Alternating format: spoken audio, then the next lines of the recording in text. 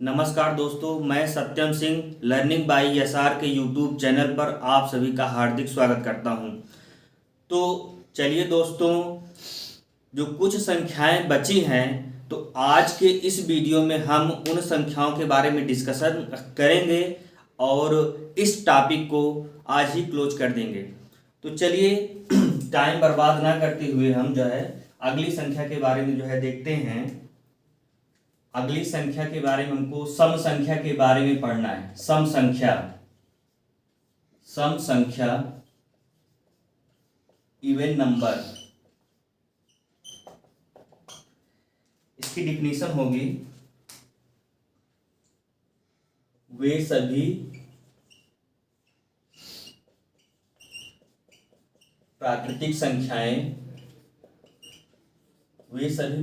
संख्याएं जो दो से विभाज्य हो।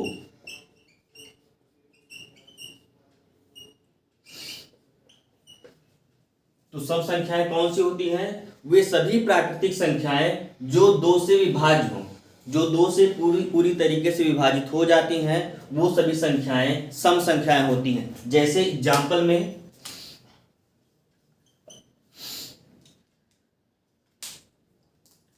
2 हो गया, 4 हो गया, 6, 8, 10, 12, ठीक है, 14, 16 ऐसे। तो पूरी तरीके से विभाज्य का मतलब क्या है कि जो संख्या दो से विभाजित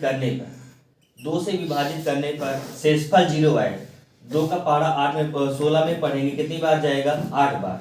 ठीक है, देखो यहाँ पे शेषफल कितना आ गया? 0। जब शेषफल 0 आएगा इसका मतलब 16 जो है वो 2 से पूरी तरीके से विभाजित होगी। जैसे यहाँ पे हम 17 कर देते तो कितना होता? यहाँ पे शेष 1 आ जाए। तो क्या 17 2 से विभाज्य होगी? नहीं होगी। इसलिए जो 17 है ये सम संख्या नहीं होगी। इसके बाद जो है विषम संख्या क्या होती है?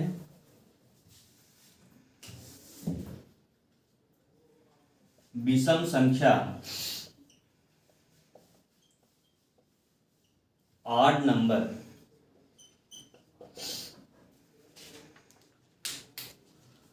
वे सभी प्राकृतिक संख्याएं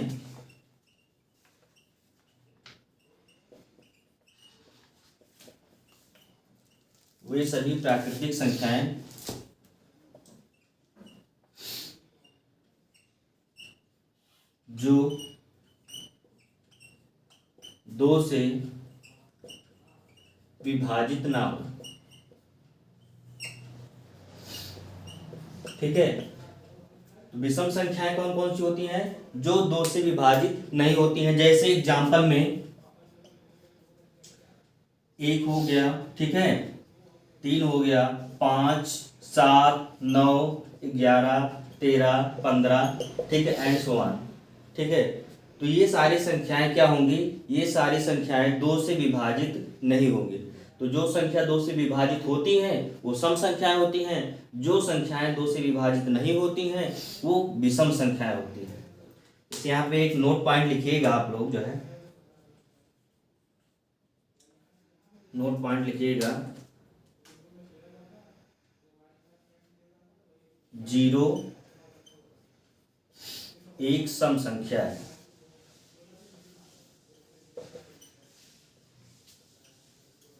जीरो एक सम संख्या है। चलिए, तो आगे की संख्याओं के बारे में हम लोग जानते हैं।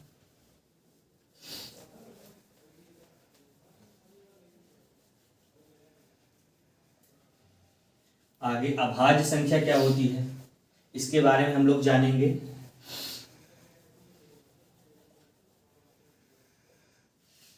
अभाज्य संख्या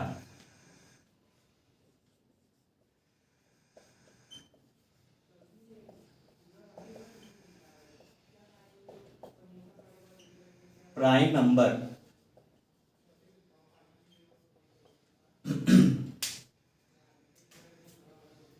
वे प्राकृतिक संख्याएं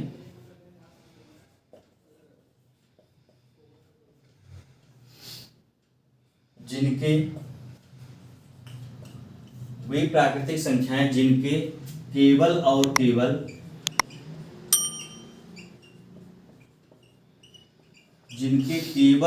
केवल दो गुणनखंड होते हैं।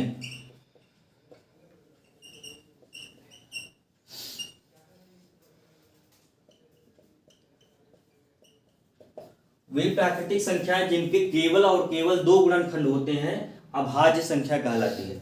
इसको हम एक दूसरी भाषा में भी समझ सकते हैं कि जो संख्याएं केवल एक से कटे और स्वयं से कटे, जो संख्या एक से कटे और स्वयं से कटे, वो संख्याएं अभाज्य संख्याएं होती हैं। तो जैसे हम एग्जाम्पल में अगर लिखें तो यहाँ पे कौन कौन सी संख्या होगी, ठीक है। सबसे छोटी अभाज्य संख्या 2 है, ठीक है। उसके बाद 3, ठीक। 4 भाज्य संख्या है, उसके बाद 5 होगी, ठीक। 6 भाज्य संख्या है, उसके बाद जो है 7 होगी, ठीक। 8, 9, 10 नहीं होगी, 11 होगी, 13 होगी, ठीक है। फिर 14, 15, 16 नहीं होगी, 17 जो है अभाज्य संख्या होगी, उसके बाद 19 होगी, ठीक है, एंड सो ऑन। तो ये देखिए यहाँ पे हम जो है गुणनखंड क्या होता है। तो जैसे गुणनखंड का मतलब क्या है कि दो कौन कौन सी संख्याओं से कटेगी। एक से तो सारी संख्याएं कट जाती हैं, तो इसका गुणनखंड 1 होगा।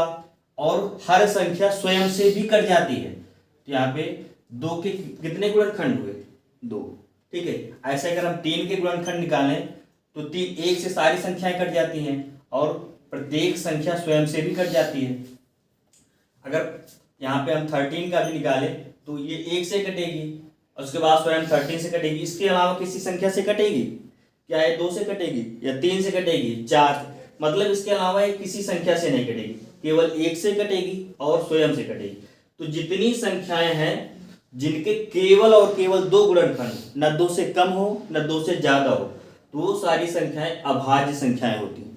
क्या अगर यहाँ पे हम जो है 12 लिख दें तो 12 किन किन संख्याओं से कटेगी, 1 से तो सारी संख्याएं कटती हैं, ठीक है। 2 से भी कट जाएगी, 3 से भी कट जाएगी, ठीक है। 2 छंग 12, 3 चौक 12, ठीक। उसके बाद 4 से भी कट जाएगी, ठीक। उसके बाद 6 से भी कट जाएगी और स्वयं 12 से कटेगी। तो इसके कितने गुणनखंड हो गए, 1, 2, 3, 4, 5, 6, ठीक। तो ये क्या अभाज्य संख्या होगी, ये जो है भाज्य संख्या है। क्यों, क्योंकि इसके 2 से ज्यादा गुणनखंड हो गए, ठीक है। तो जिन संख्याओं के केवल 2 गुणनखंड होते हैं, केवल और केवल 2 गुणनखंड, तो संख्याएं अभाज्य संख्याएं होती हैं। या अगर हम अदर वे में कहें तो जो संख्याएं केवल 1 से कटें और स्वयं से कटें, वो सारी संख्याएं अभाज्य संख्याएं होती हैं। अब जैसे अभाज्य संख्याओं से संबंधित जो क्वेश्चन जो है पेपर में पूछे जाते हैं, तो कुछ हम इंपॉर्टेंट पॉइंट लिखवा रहे हैं।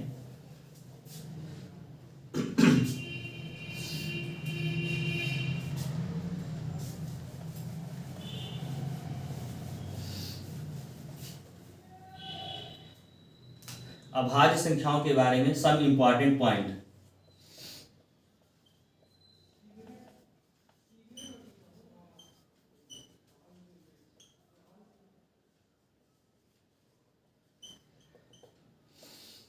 ठीक है, पहला पॉइंट नोट करिए, सबसे छोटी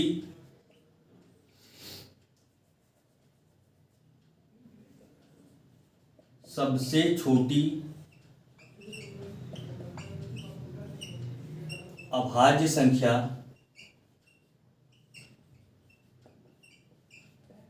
कौन सी होती है, 2।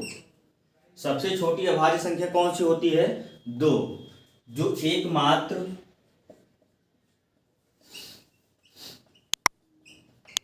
एकमात्र सम अभाज्य संख्या है।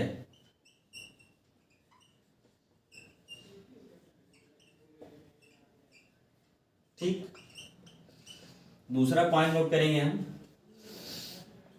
यदि ये पूछा जाए सबसे छोटी सम अभाज्य संख्या, तो भी क्या होगा, तब भी 2 होगा। तो अगला पॉइंट होगा सबसे छोटी सम अभाज्य संख्या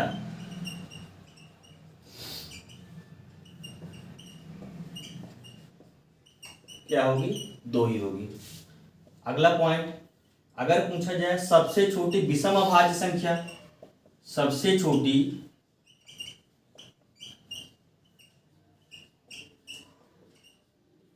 विषम अभाज्य संख्या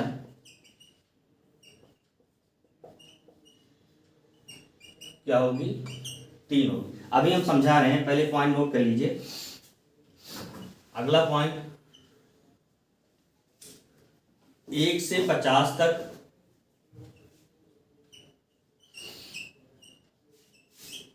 कुल 1 से 50 तक कुल 15 अभाज्य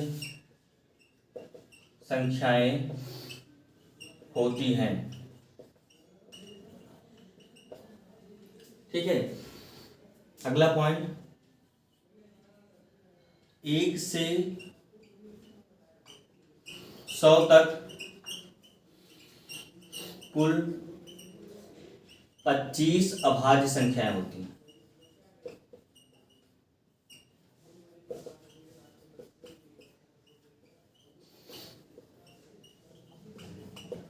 एक से 100 तक कुल 25 अभाज्य संख्याएं होती हैं। अगला पॉइंट, एक ना तो भाज्य संख्या है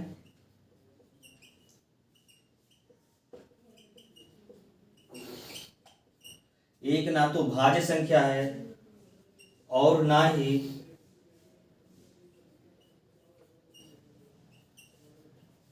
अभाज्य संख्या है।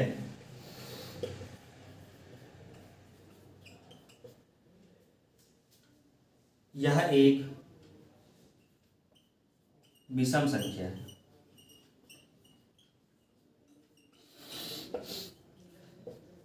ठीक, यहां पे देखिए पहला पॉइंट हमने क्या लिखा है, सबसे छोटी अभाज्य संख्या 2, क्योंकि 2 से ही शुरुआत होती है अभाज्य संख्याओं। अभी हमने लिखा था कि अभाज्य संख्याएं 2, उसके बाद फिर 3, ठीक है, उसके बाद जो है 5, फिर 7, ठीक, 8 9 नहीं होगा, जो है 11, फिर 13, ठीक है, ऐसे 17, ऐसे, ठीक है। यहाँ पे देखिए, तो यहाँ पे सबसे छोटी अभाज्य संख्या कौन सी है?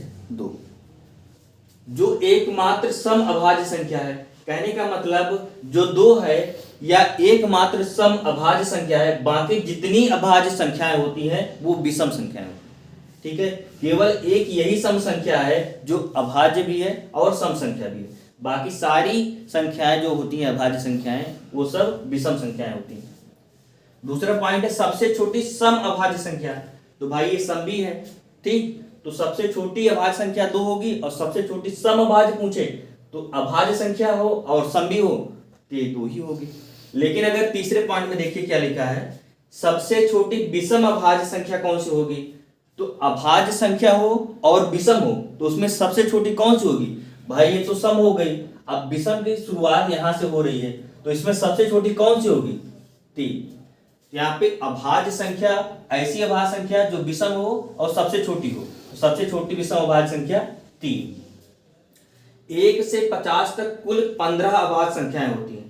तो यहाँ पे हम जो है लिखवाएं, आप लोगों को पता होना चाहिए, क्योंकि कभी कभी डायरेक्ट एग्जाम में क्वेश्चन पूछ लेता है कि 1 से 100 तक कुल कितनी अभाज्य संख्याएं होती हैं या 1 से 50 तक कुल कितनी अभाज्य संख्याएं होती हैं। तो आप लोगों को वहां पर इतना टाइम नहीं होता है कि आप लोग गिन सकें, ठीक है, इसलिए इतना तो आप लोगों को पता होना चाहिए कि 1 से 50 तक 15 अभाज्य संख्याएं होती हैं और 1 से 100 तक कुल 25 अभाज्य संख्याएं होती हैं। यहाँ पे कभी कभी क्वेश्चन पूछा जाता है कि एक भाज्य संख्या है या अभाज्य संख्या है, तो यहाँ पे हमने लिखा एक ना तो भाज्य संख्या है और ना ही अभाज्य संख्या है। भाज्य संख्या क्यों नहीं है? क्योंकि अभी हम भाज्य संख्या के बारे में बताएंगे कि भाज्य संख्या के लिए कम से कम 3 गुणनखंड होने चाहिए। तो 1 के कितने गुणनखंड होंगे? कि 1 के केवल एक ही गुणनखंड होगा, केवल 1 से कटेगा, ठीक है। और अभाज्य संख्या की डिफिनीशन हमने क्या बताया कि केवल और केवल 2 गुणनखंड होने चाहिए, ना उससे कम ना उससे ज्यादा। तो इसकी तो केवल एक ही गुणनखंड है, इसलिए अभाज्य संख्या भी नहीं है। तो एक क्या है? एक विषम संख्या है। चलिए भाज्य संख्याओं के बारे में हम लोग देखते हैं।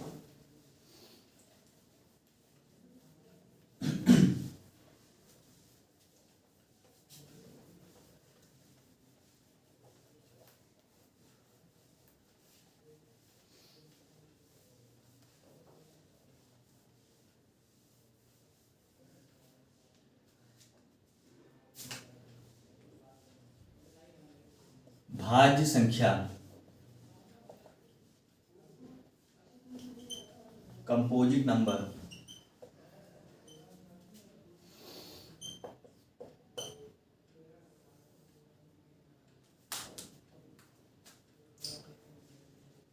वे प्राकृतिक संख्याएं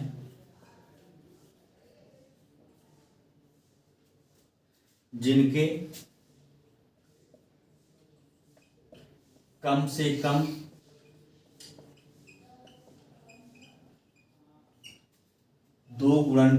जिसके कम से कम 3 गुणनखंड हों,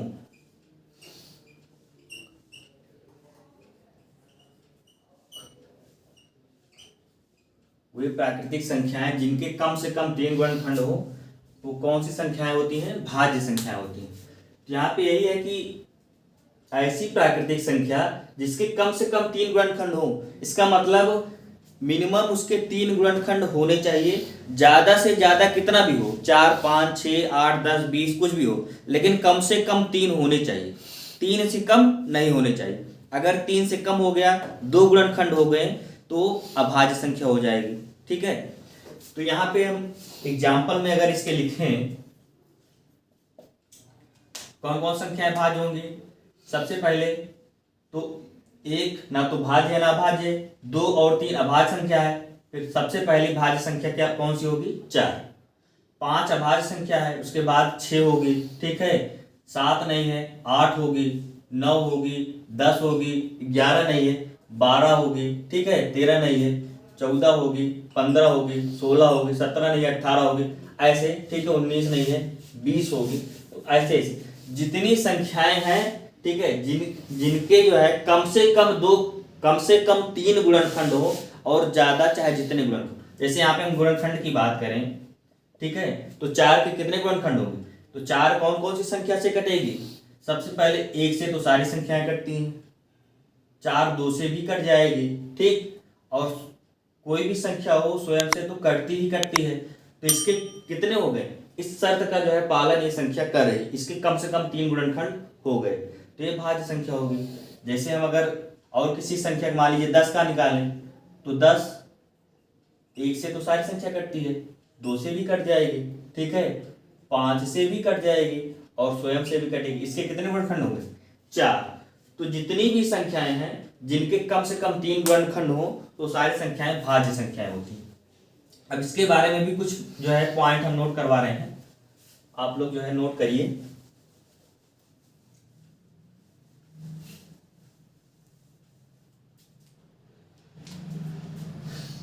सम इंपॉर्टेंट पॉइंट।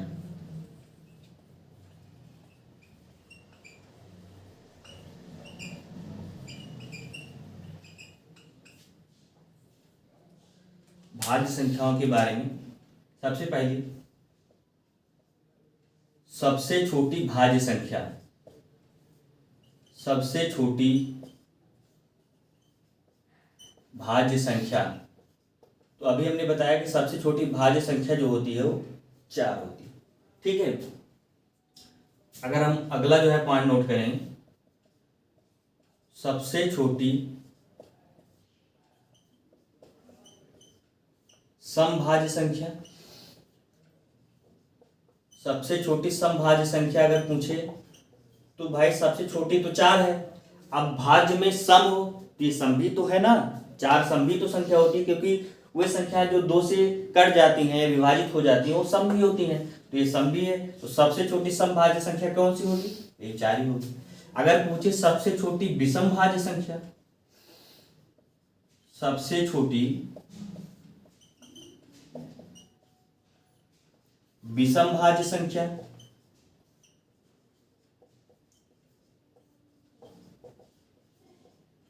तो यहाँ पे हमने लिखाया था अभी जो है कि भाज्य संख्याएं 4 से स्टार्ट, 4 के बाद जो है 6 होगा। ठीक है, फिर 8 होगा, फिर 9 होगा, ठीक, 10 होगा, ऐसे। तो यहाँ पे देखिए सबसे छोटी विषम भाज्य संख्या, ऐसी भाज्य संख्या जो विषम ही हो, तो सबसे छोटी उसमें से कौन सी होगी? भाई यहाँ पे हम देखो शुरुआत से देख रहे हैं, ये भी सम है, ये भी सम है, ये भी सम है, तो विषम भाज्य संख्या की शुरुआत कहाँ से हो रही है? 9 से। तो सबसे छोटी विषम भाज्य संख्या कौन सी होगी? 9। ठीक है, अगला पॉइंट, 1 से 50 तक 34 भाज्य संख्याएं होती हैं। 1 से 50 तक 34 भाज्य संख्याएं होती हैं। अगला पॉइंट, 1 से 100 तक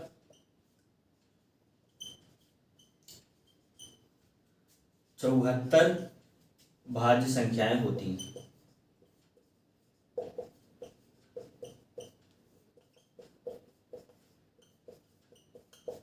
ठीक है, यहाँ पे हमने बताया सबसे छोटी भाज्य संख्या 4, सम भाज्य संख्या पूछे तब भी, क्योंकि 4 सम है इसलिए सबसे छोटी सम भाज्य संख्या पूछे तब भी 4 होगा। सबसे छोटी विषम भाज्य संख्या, तो जो भाज्य संख्याएं हैं वो विषम भाज्य संख्याओं की शुरुआत कहाँ से होती है, 9 से, तो सबसे छोटी विषम भाज्य संख्या 9 हो जाएगी। यहाँ पे हमको ये भी जानकारी होनी चाहिए कि 1 से 50 तक कितनी भाज्य संख्याएं होती हैं, तो 34। 1 से 100 तक कितनी भाज्य संख्या होती हैं, तो 74। अगर पूछ ले 51 से 100 के बीच में कितनी भाज्य संख्या होंगी, तो भाई 1 से 100 तक 74 भाज्य संख्या है और 1 से 50 तक 34 भाज्य संख्या है। तो अगर 51 से 100 के बीच में भाज्य संख्याएं पूछे तो क्या करेंगे, इस पूरे में से हम जो है 1 से 50 तक जितनी भाज्य संख्या है उसको घटा लेंगे। 74 में से 34 जाए कितना आएगा, 40। ठीक है, इसको तो हम अपने आप से निकाल सकते हैं हमको अगर इतना पता है तो ये आपको पता होना चाहिए, क्योंकि कभी कभी इससे डायरेक्ट क्वेश्चन पूछ लेता है। चलिए, अब 2 संख्याएं और बची हैं उसके बारे में भी हम देख लेते हैं। सहभाज्य संख्या और जो है जुड़वा भाज्य संख्या।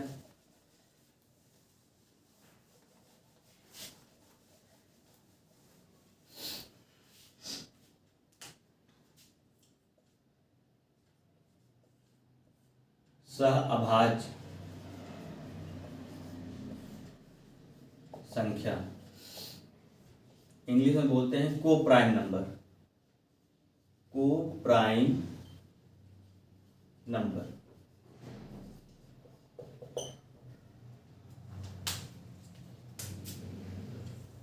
संख्याओं का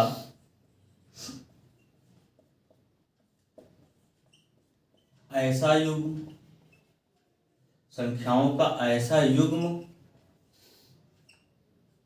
जिनका मासा 1। ठीक है, संख्याओं का ऐसा युग्म जिनका मासा 1 हो। ठीक है, तो 2 संख्याएं हो, ठीक है, जोड़े में, और उनका अगर मासा 1 आ रहा है तो सारी वो संख्या क्या होगी, सहअभाज्य संख्या। जैसे एग्जाम्पल से समझते हैं हम लोग। ठीक है, जैसे 3 और 19 को जो है जोड़े में रख दिए। ठीक, जैसे 16 और 25 को रख दिए। ठीक है, जैसे 2 और 7 को रख दिए। यहाँ पे देखो, इसमें कहा गया है डिफिनेशन में कि संख्याओं का ऐसा जोड़ा, ठीक है, जिनका मासा 1 हो। यहाँ पे देखो इन दोनों संख्याओं का मासा क्या 1 हो रहा है, आइए देखते हैं। अगर हम 3 का गुणनखंड निकालें, ठीक है, तो क्या होगा, 1। ठीक है, 1 गुणे 3 होगा। और 19 का निकालें तो ये भी क्या होगा, 1 गुणे 19। ठीक है, तो यहाँ पे देखो कॉमन कितना मिल रहा है, केवल एक ही तो कॉमन है। ठीक, तो कॉमन जो होता है वही मासा होता है। तो इन दोनों संख्याओं का मासा कितना आ गया, 1। तो ऐसी यहाँ पे चाहे भाज्य संख्या हो चाहे अभाज्य संख्या हो, उससे मतलब नहीं है। तो ऐसी 2 संख्याएं, ठीक है, जब वो जोड़े में होती हैं और उनका मासा अगर 1 आता है तो जो जोड़ा होता है वो कौन सा होता है, वो सहभाज्य संख्या का जोड़ा होता है।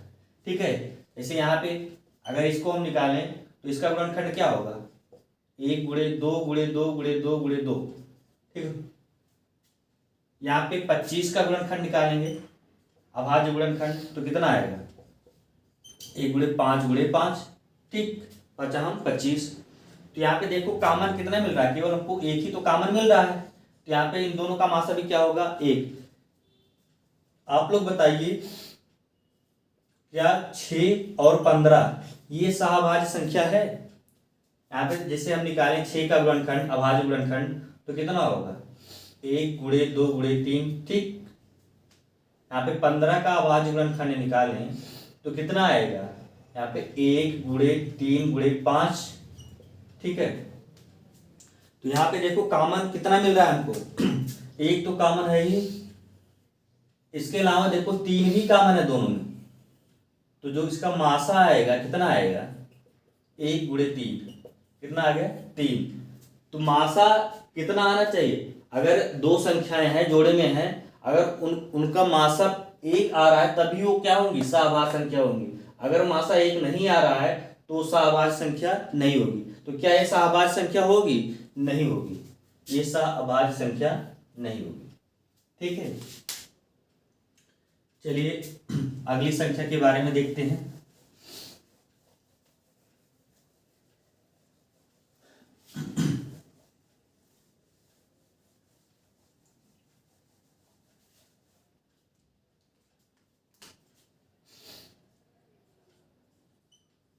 जुड़वा अभाज्य संख्या,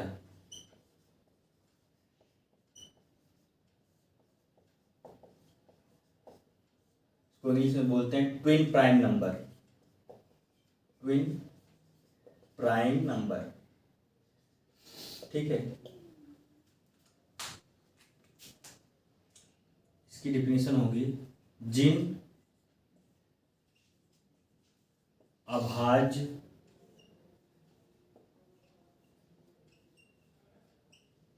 संख्याओं के जोड़ों का अंतर 2 हो, ठीक। जिन अभाज्य संख्याओं के जोड़ों का अंतर 2 हो, इसे एग्जाम्पल इसका क्या होगा, 3 5, ठीक है। जैसे 5 और 7 हो गया, जैसे 11 और 13 हो गया, ठीक है।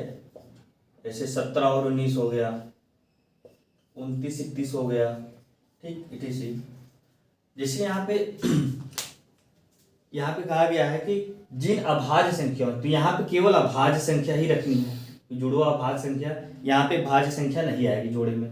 तो जोड़े में ऐसी अभाज्य संख्याएं जिनका अंतर 2 हो, ठीक। दो संख्याएं जो जोड़े में हैं वो दोनों अभाज्य संख्या होनी चाहिए, ठीक है।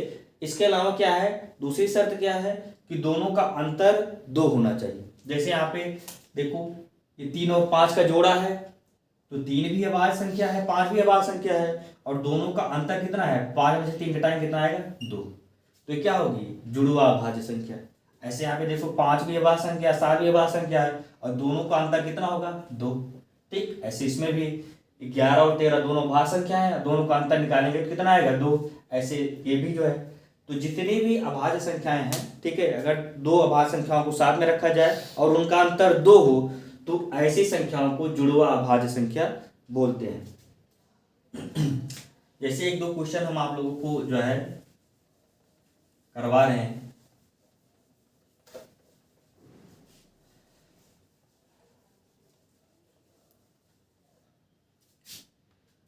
पहला क्वेश्चन,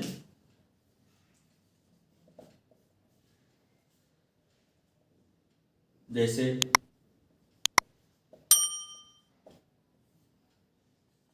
सबसे छोटी ऋणोत्तर अभाज्य पूर्णांक है,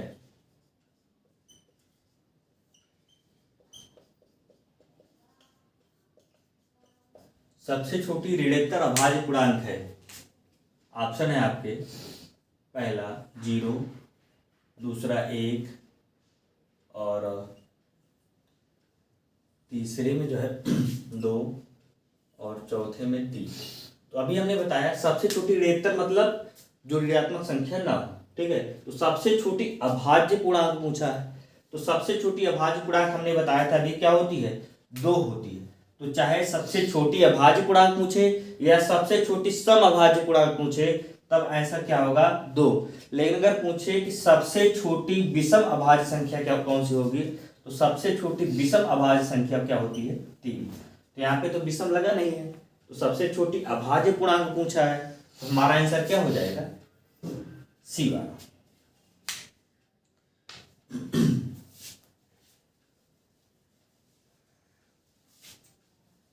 एक क्वेश्चन हम आप लोगों को और करवा रहे हैं। 3/4 और 3/8 के बीच एक परिमेय संख्या है। परिमेय संख्या है। ठीक है, इसके ऑप्शन है 16/9, बी में 9/16 और सी में 12/7 और डी में 11/16। तो कल हमने बताया था आप लोगों को कि जब भी दो संख्याओं के बीच की परिमेय संख्या पूछे तो उसका फार्मूला क्या होता है। उसका फार्मूला होता है a k plus b divided by k+1। तो कल हमने नॉर्मल संख्या लिया था और आज हमने भिन्न में लिया है। तो हमने सोचा है कि भिन्न में संख्या लेके आप लोगों को बता दे रहे हैं। तो यहाँ पे जब भी यहाँ पे तो कोई पूछा नहीं है कि पहली संख्या, दूसरी संख्या या पांचवी संख्या। ठीक है, यहाँ पे पूछा है कि बीच की एक परिमेय संख्या। तो जब भी एक परिमेय संख्या पूछे तो यहाँ पे आप k का मान 1 ले लेंगे।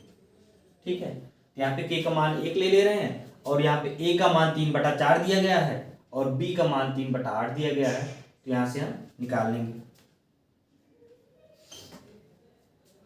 ठीक है, यहाँ पे a का मान कितना रखेंगे 3/4 और k का मान 1 है, b का मान कितना है 3/8। ठीक, डिवाइडेड बाई k का मान 1 है। यहाँ से सॉल्व करेंगे तो यहाँ पे 3/4 में 1 से गुणा करेंगे कितना हो जाएगा 3/4 ही। 1 से गुणा करेंगे तो वही संख्या आ जाएगी। उसके बाद 3/8 और नीचे कितना है 1 + 1 2 हो जाएगा। यहाँ पे जब दो भिन्न है, ठीक है, दोनों का हर बराबर नहीं है तो उसको हम कैसे जोड़ते हैं। तो क्या करेंगे, जब हर बराबर नहीं होता है तो क्या करते हैं, हर का हम लासा लेते हैं। तो 4 और 8 का लासा कितना होगा 8 होगा। फिर बाद में सब चीज़ों को बताया जाएगा लासा कैसे लिया जाता है। यहाँ पे 4 और 8 का लासा 8 होगा। तो क्या करते हैं, पहली भिन्न के हर से लासा में भाग देते हैं। 4 से भाग देंगे 8 में, कितनी बार जाएगा 2 बार, और जो आता है उसके अंश में गुणा कर देते हैं। तो 2 से 3 में गुणा करते हैं कितना हो जाएगा 6 प्लस अब 8 का दूसरी संख्या के हर के दूसरी भिन्न के हर से जो है लासा में भाग देंगे। तो 8 को भाग देंगे 8 में 1 बार जाएगा और 1 से गुणा कर देंगे 3 में, कितना आ जाएगा 3 और नीचे के पान में कितना है 2। ये कितना हो जाएगा 9/8 पूरा डिवाइडेड बाई 2 है। अच्छा, मेन भिन्न ये है, जब इस तरह आ जाए इसको कैसे सॉल्व करते हैं।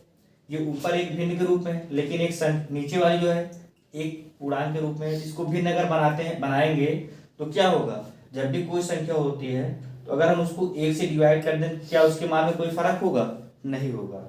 तो यहाँ पे जब ऐसा आ जाए, ऊपर भी एक भिन्न हो नीचे भी एक भिन्न हो, तो इसको क्या करते हैं, बीच वाली संख्या का बीच वाले में गुणा कर लेते हैं और सबसे ऊपर वाली संख्या का सबसे नीचे वाली संख्या में गुणा कर देंगे। तो क्या हो जाएगा, एक सबसे ऊपर चला जाएगा 9 × 1 और बीच में क्या है 8 × 2। सॉल्व करेंगे कितना आएगा, ऊपर 9 आ जाएगा और नीचे कितना आ जाएगा 16। 9/16 हमारा आंसर हो जाएगा। तो 9/16 देखो ऑप्शन नंबर बी में दिया, ये हमारा ऑप्शन सही हो जाएगा। चलिए आज का ये जो टॉपिक है नंबर्स का टॉपिक जो है ये आज समाप्त हुआ। अगले वीडियो में जो है हम लोग नेक्स्ट टॉपिक के बारे में चर्चा करेंगे। तब तक आप लोग हंसते रहिए, मुस्कुराते रहिए और अपना ध्यान रखिए। धन्यवाद, नमस्कार।